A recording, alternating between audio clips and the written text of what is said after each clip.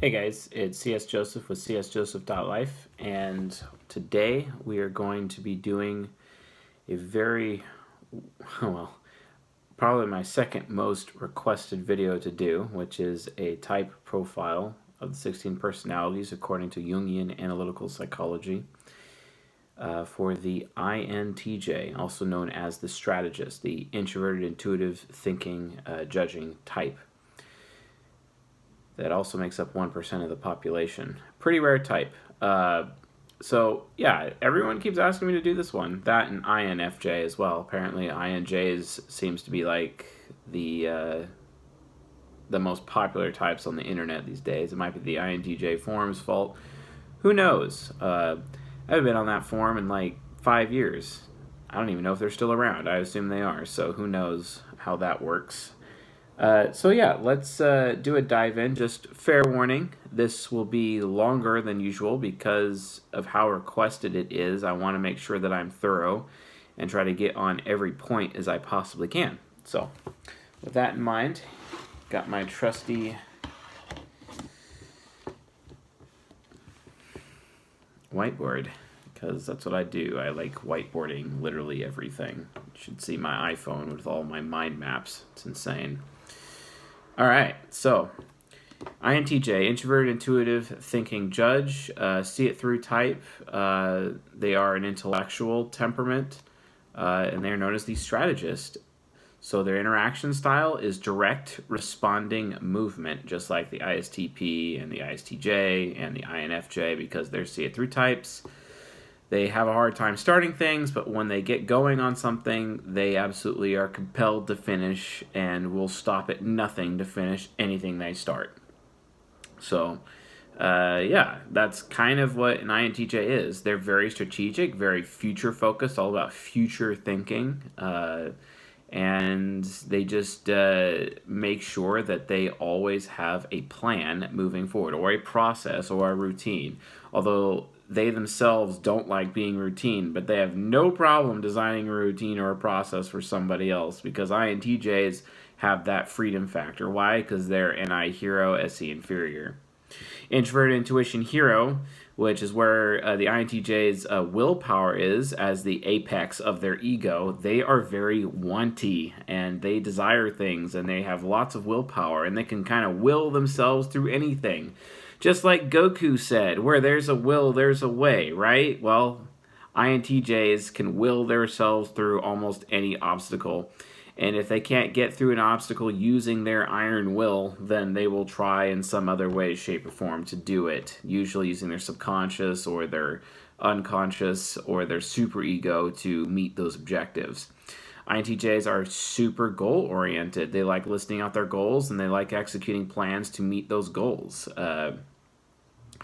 And this is typical in anything from academics to their job or even relationships. And they're very systematic in their relationships. Oftentimes, INTJs are accused of thinking about sex more than actually having sex, which is true, but that's not why. It's not, people think it's because they're very process oriented, because they're very TE parent. You know, they have everything all organized and whatnot. No, that's not actually why they spend more time thinking about sex than actually having it. The reason why they spend more time thinking about sex than actually having it is because, well, they're insecure as hell. That's their SE inferior. They're insecure about giving someone a bad experience, and that includes the bedroom, right? That also includes any presentation they give in class, how they come off, how they sound, how they look, all of that. It's kind of like they have this inner form of vanity about them. And INFJs are really like, well, they're the same. They have that problem too because they're both INJs, right? So SE inferior, it's when the INTJ is literally afraid of giving someone else a bad experience, right? And they're constantly trying to make sure and manage the expectations or manage the experience of other people or manage the thinking of other people, simultaneously making sure they're giving them a good experience while they manage them, which leads to this interesting form of micromanagement that doesn't even make sense. It's like, here, I'm going to manage everything you do and everything you think while simultaneously trying to make you not uncomfortable while I'm doing it, even though that's exactly what I'm doing, but it's kind of weird anyway, and then I end up coming off socially awkward because of that. Yeah. Welcome to INTJs, guys. Welcome. So, it's SE inferior, again, they're very insecure about giving someone a bad experience. They're always afraid that they're going to like not do it well. This is literally performance anxiety. INTJs have serious performance anxiety. It's even worse for INTJs though than INFJs, to be honest. In some cases, why? Well, because if an INFJ knows with their FE parent that they're making someone feel good, at least they can have more confidence in what they're doing to someone feel good. But the INTJ doesn't even have that luxury because with FE Trickster, that social awkwardness, that whole I don't know how anyone else around me feels. I don't know if anyone actually likes me. So because I don't know that they like me or not, I don't know they're also going to have an experience for me. And it just becomes this double whammy, and then they end up in this like endless loop of I don't know what I'm doing, and I don't know if I should be initiating sex right now or not. So, yeah. Okay. Yeah, it's pretty interesting. But, let's be honest, if the SE inferior can get over its insecurity and it becomes aspirational, that ESFP subconscious comes out, and then the INTJ becomes like literally one of the best types in bed. They're absolutely amazing, when they're aspiring with their SE inferior, because their partner just becomes this canvas with which they paint upon, and they always are devoted to making it an absolute great experience for their partner, and they can go away. They can get away from that insecurity, that anxiety, that performance anxiety they have. Well, how is that possible? It's usually when SE inferior is coupled with SI inferior, like with an ENTP or an ENFP, or SI child, which is an INTP or an INFP, right? So in those four types, NPs, they really actually prefer SE inferior because then they're not concerned about being made uncomfortable, even though the INTJ is always concerned about making someone else uncomfortable. But SI child, SI child and SI inferior are like, oh yeah, I don't care. It's impossible for you to make me uncomfortable right now. I've already chosen for you to be with me, and we're gonna go to the bedroom and have some fun, right? So none of that actually has anything to do with that. So stop worrying about it. Stop being afraid. And because of how comfortable the INTJ's partner already is, basically, they could shed their fear, then all of a sudden become like this amazing, super awesome lion in the bedroom. It's pretty dope. So like just be aware of that. That's actually why INTJs think more about sex, because they have a hard time initiating because they're afraid of giving people a bad experience. That's just how they work. But if you already state ahead of time that you're comfortable with them, they'll aspire with that, and then they just become this amazing ESFP. Another way that it comes out with their aspirations is that they can be really super funny. I know a lot of INTJ comedic folk, people that are even paid to be comedians, and they are hilarious. I love it. I absolutely love ESFP Subconscious. There are a couple of podcasts I listen to, a couple of blogs I read. They're very satirical, and I love the SE inferior satire of an ESFP Subconscious. It is amazing. I laugh every time, and to be honest, I laugh way more as a result of ESFP Subconscious than I would ever from ESFP Ego. Because to me, ESFP Ego as an ENTP just kind of really falls flat when compared to ESFP Subconscious. I don't know, they just have this subtle way of doing things when they're doing their wisecracks, and I just have no choice but to like, wow, that's actually subtly brilliant and hilarious at the same time. So it's just like a double whammy experience for someone like me. So anyway, TE parent, very process-oriented, all about finding reference points in the exact same way that the ISTJ does that we talked earlier about this week. Has to find all the references, can find data very quickly. INTJs can scrub through data rapid quick. INTJs, if you notice, their ego, their shadow, unconscious, and their subconscious, they're all movement types. This is known as being triple movement, so INTJs are fast.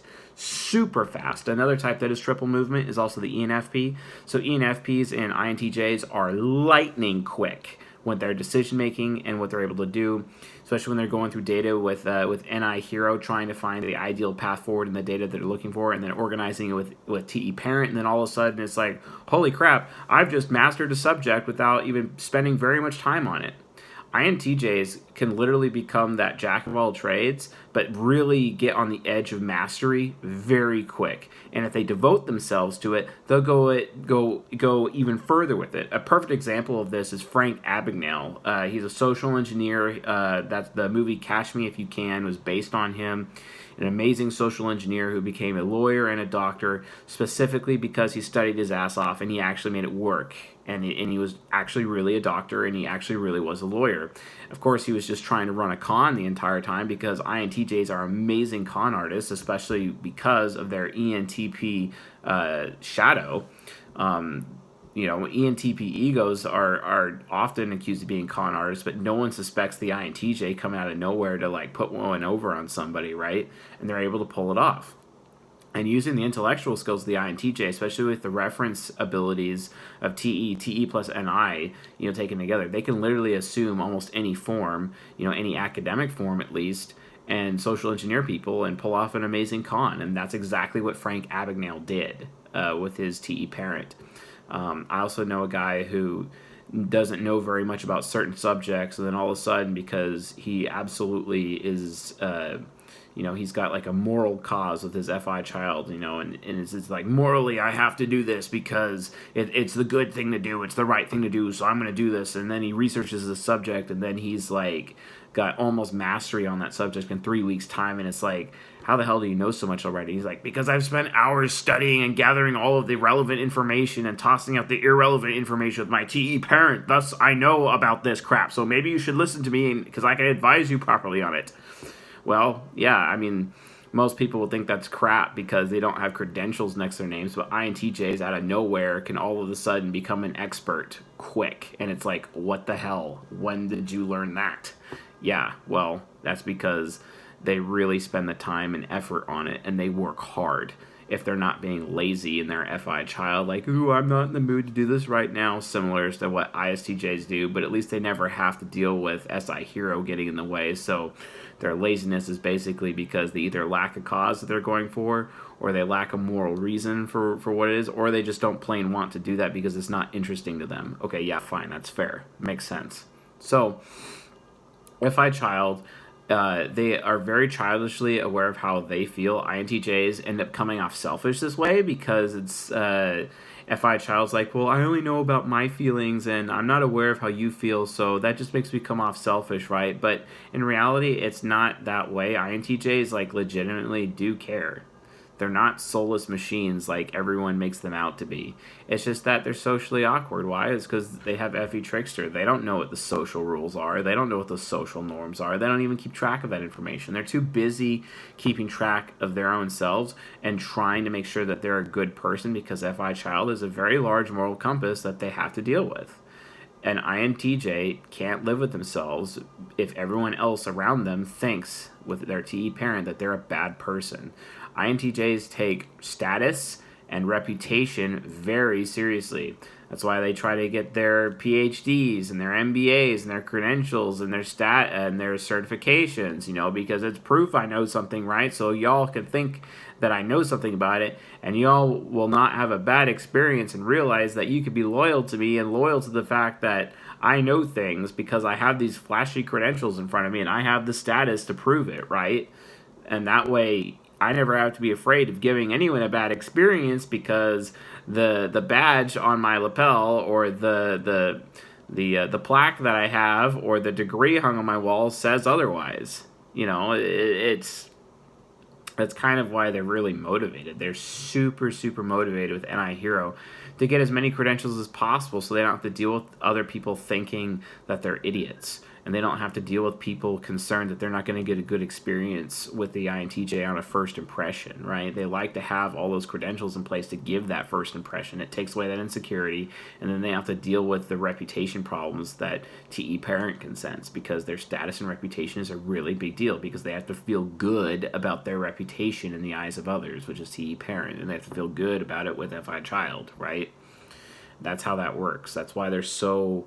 ISTJs are extremely similar in that way. They do it with accounting. They do it with lawyers. For example, like the Deputy Attorney General right now in the United States of America is Rod Rosenstein, and he's an ISTJ, and he's all about going for credentials and throughout his career, and it's because, he's like, I have this moral sense of justice and I'm going to bring people to justice, but in order for people to think that I actually know what I'm talking about, I have to have the credentials to back it, and then I have confidence in those credentials, and I'm going to expect other people to have those credentials, and if they don't have credentials, I'm not going to even listen to them, which is very typical of an ISTJ because they have SE nemesis. But INTJs don't necessarily care about that because they have NE nemesis. Although NE nemesis has its problems. Remember, the fourth function is where a person's fear exists, but a fifth function is where a person's worry exists.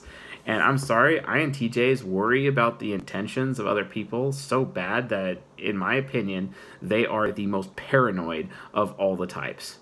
Absolute most paranoid of all the 16 types is the INTJ, to the point where it's very rare, if ever, an INTJ on the internet would ever tell you their real name. Like, unless you were there in their trusted inner circle, and even then they probably won't for like a year or whatnot. Why? Well, it's because an INTJ, because they lack social norm awareness, they lack social awareness because they're Fe trickster, they overcompensate with it with their SE inferior, and it's like, well, there's no proof that you're loyal to me and you'd be willing to take a bullet for me, so I'm not going to trust you until I know for a fact that you're loyal to me, and even then, when you're loyal to me, I'm going to do a loyalty check on you to make sure you're still loyal, and then at that point, I might decide to trust you, right?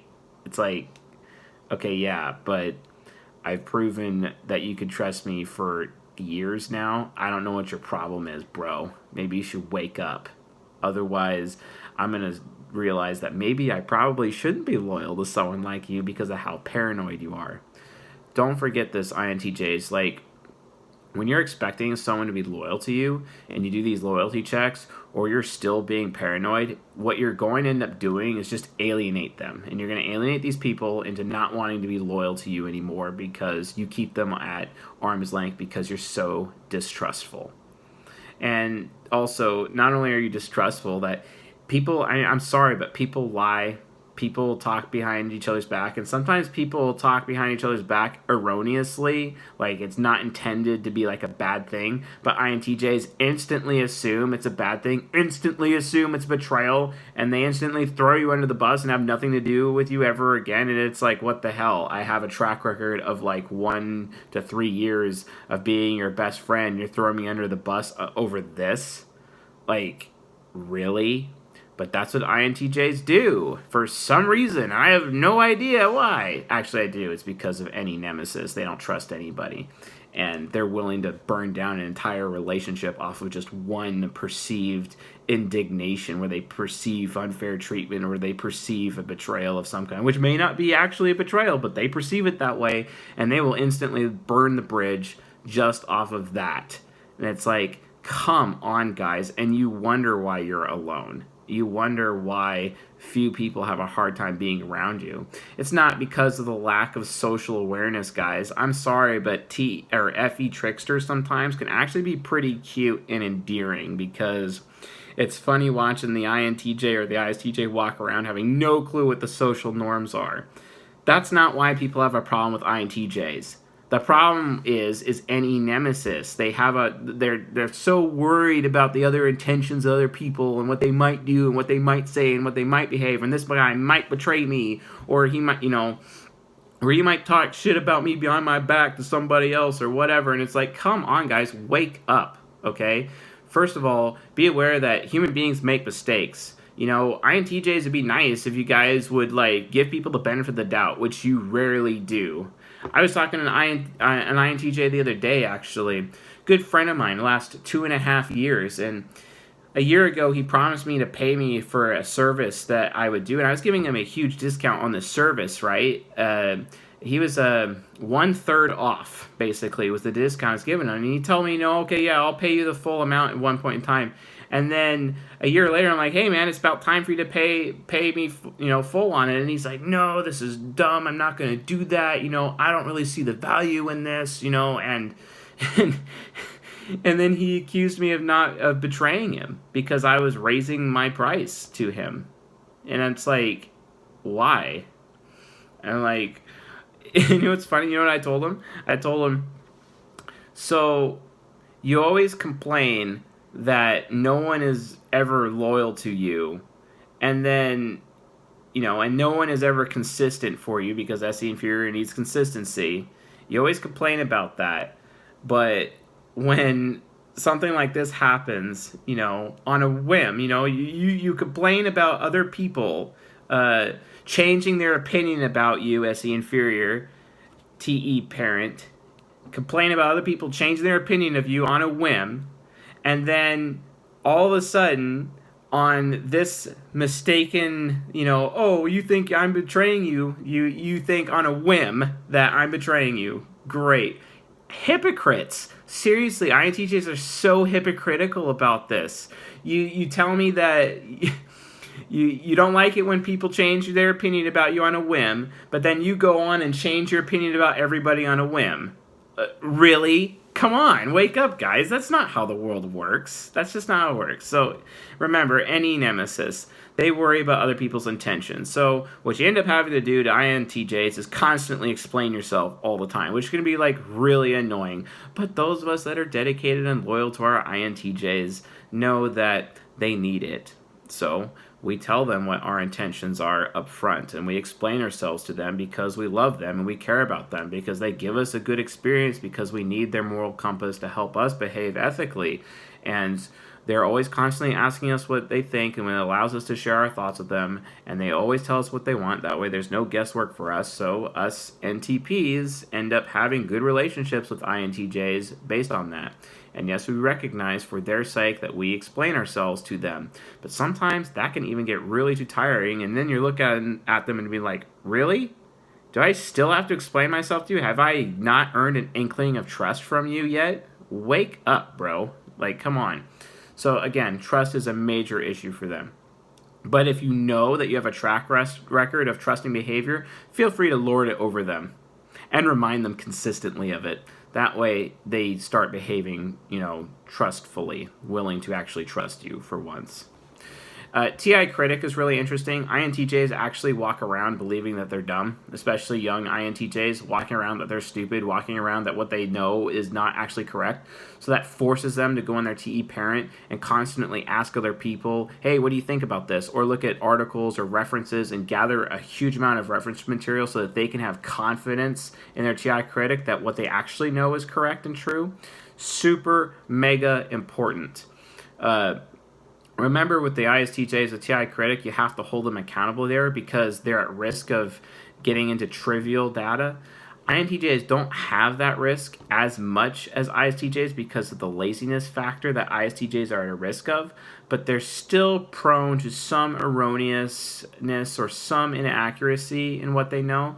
So what you have to do is just ask the INTJ to verify with their TI Critic.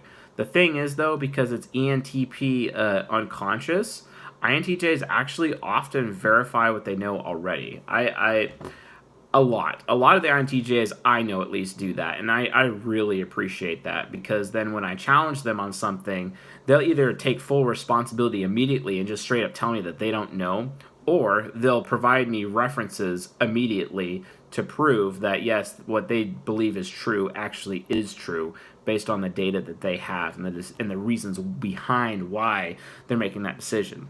So think about it this way. If I have to explain myself to them consistently to try to maintain some level of trust with them, they have to explain their thinking to me. You see what I mean? Because they're all like to everyone, hey, cite your sources, and I'm like, now hold on, you should be citing your sources with your thinking here. So I may have to explain like my intentions to them, but they have to explain their thinking to me, right? It's kind of a trade-off. Does that make sense? Because if an INTJs especially posit a lot of things that they feel with their FI child is true, TE parent, they feel like it's true, but that doesn't mean that's actually true, so that I can go back to their TI Critic and be like, okay, verify it for me. Show me what's actually true. In the same way, they're like with their any nemesis, okay, show me that you're not going to intentionally betray me down the road. In which I have to go there, SE inferior, well, look at this huge track record of good behavior I have of trustworthy behavior I've had over the last 3 years. You know what I mean? Those conflicts come into place with INTJs. Fe trickster, we already talked about a little bit. It's their lack of awareness of social norms or social protocols, social rules, social anything. A lot of people don't really have a problem with this. It's more of the NE nemesis that they have a problem with. But Fe trickster can be like really weird. INTJs are like literally those people that will follow you into the bathroom, and when you're taking a crap in the stall, they'll still have a conversation with you about work, even though they're not even in the restroom to use the restroom at all. They're just talking to you, and it makes you feel like super uncomfortable, and they don't even know how uncomfortable they're making you do it. Why? Well, because SE inferior can't even like see your face as they're obviously taking a dump in the stall because the door is closed, hopefully, right? So because of that, they don't even understand the experience they're giving you, and then they leave the bathroom blissfully unaware how offended and annoyed at them you are, right? Well, that's because of Fe trickster. They're not the most social kind of people in that way. Now, INTJs can be super social if they get over their insecurity with the experience of giving other people, go in their ESFP subconscious. I know some INTJs that are amazing on the dance floor, in as much as they're amazing in the bedroom, but they're amazing on the dance floor, and it's like, holy crap, I didn't even know you could do that. Where did you get those moves? You know what I mean? It's because they've shed that insecurity, and they can become like these super amazing dancing intellectuals, and it's like, wow, you're so dope. There's actually a few INTJ women I've known also in the past who have that ability, who are also amazing. It's just like going dancing with them, and it's like a whole nother world that you've opened up, and it's like, wow. It's something really special, and to see how you have these women who are typically beheld as like super nerdy and intellectual and whatnot, and then all of a sudden they clean up, they put on their dance floor finest, and then they show up, and you're like, holy smokes, you are so smoking hot right now. And then where the hell did you get those dance moves? Ha!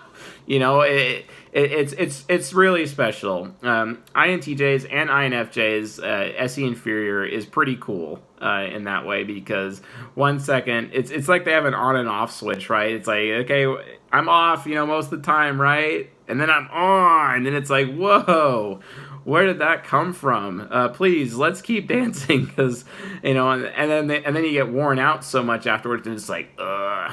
I didn't even know I had it in me. It's because, they can even lead on the dance floor in such an awesome way. I highly recommend it sometime. If you're an intuitive perceiver, find yourself an INTJ or an INFJ and take them to the dance floor, and you'll see exactly what I'm talking about. It's awesome. So, also there's a good old SI demon. Now, SI demon is super dangerous. It is their connection to the past. Never, ever ask an INTJ about their past or their past memories, their past lovers, their past. Just stay away from their past. It is like a bad idea to be talking about their past or asking them, okay, well, why don't you know this already? Or why haven't you studied this already? Or, tell me more about your family. Just don't delve in their personal experience. Luckily, I'm an ENTP, and I have SE demon, which means I really don't care about the personal experience of other people. I only really care about my personal experience. I don't care about INTJ experience, so I never ask. And that's what makes us go good together, because I never ask them. Same goes with the ENTJs. They don't really care about their past either. It's their SI trickster, and it's like, okay, yeah, well, I'm never going to ask either, so then they don't have to worry about trying to remember to tell me a story, because their mind doesn't care that much about that past event, so why do they have to care, right? It's the same thing. There's no reason for it. Like, there's no reason at all. So, stay away from the connection to their past. Now, if they've gone out of their way to give you a good experience, and they've crafted this good experience for you, they're showing you, or they're working on a project for you, and all of a sudden, like, you tell them that you think it's crap, or you don't even give them kudos on it, or you don't give them credit. Like, they really care about credit.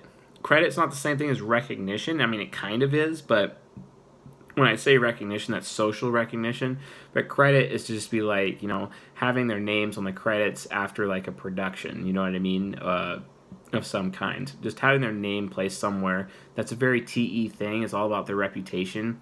If you do not give them, if you do not thank them for giving you a good experience, or at least show them that, or at least react in such a way where they know for a fact that they are giving you a good experience, or if you make fun of them and how they sound or how they look or how they dress, they will hate you and will engage their SI demon big time. And when that happens, they become the ISFJ superego, which makes them into judge, jury, and executioner all in one.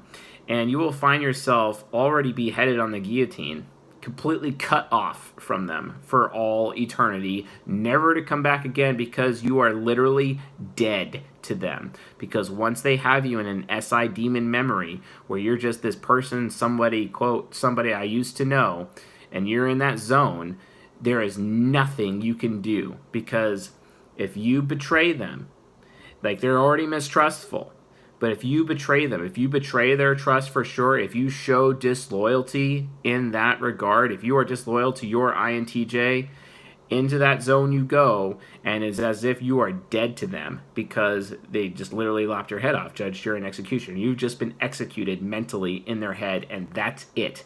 You are no longer even human to these people, and they will have nothing to do with you ever again. It's like looking at someone and realizing that, wow, you are so stupid because you betrayed me, and if you're that stupid, I will not have anything to do with you ever again. INFJs approach that a little bit differently, but it's pretty similar. Watch out for the ISFJ superego. It will sell you down river if it remotely sniffs a scent of disloyalty from people. And not only that, because they're already mistrustful with their any nemesis, they have INTJs have this problem where they will assume that you've betrayed them. They will assume that you're mistrustful and shady, and they will assume and jump to the conclusion, and I hero with their SE and Fury, and assume that you've done something wrong, and they will go demon mode, and then they'll cut you off, and it's like, but I don't even know what just happened, because they're triple movement, right? They're doing it way too quick, right? So they will jump to a conclusion based on an assumption, and then they will go SI demon mode and make a decision to cut you out of the life, and then all of a sudden you're left like, what happened? And then when you try to talk to them about it, they're like, you know what you did wrong, you know. And it's like, no, actually, I don't. I don't know what I did wrong. Could you explain it to me? No, you're not good enough for me to explain it to. You're not smart enough. If you're not smart enough to figure it out, then we don't have any, we're done here. There's nothing else to talk about, right? Such is the way of SI demon. So, to prevent having a problem with an SI demon, show loyalty. Really show that preferential, loyal treatment to your INTJ. Tell them that you make them comfortable, and if they do make you uncomfortable, say something. You have to say something. An INTJ can only do something if they know what's being said. They can't really do anything if you're not complaining. And they're okay with you complaining, because then that allows them to change themselves and improve themselves, or to solve the problem. INTJs are problem solvers, even though TIFE users are typically the problem solvers of the relationships, but their TI Critic wants its day in court. It wants to be able to solve a problem. Wow, allergies are crazy today. Anyway, that is my video on the INTJ personality. If you found this video to be helpful or educational, please leave a like or subscribe. I appreciate all of those of you who have been supporting my channel. And also, the video requests I've been getting are awesome, and the comments I've been getting are awesome. Please keep it coming, guys. I'll be releasing a Discord server soon. And also the tweets, the retweets have also been fantastic as well. Thank you very much for all of that. Tomorrow's video will be the INFJ, and that will complete the See It Through types for this series. And I'm also going to be doing the final video of the how intimate relationships actually work. I'll be doing the final video of that series very soon. So with all that, I'll see you guys tonight.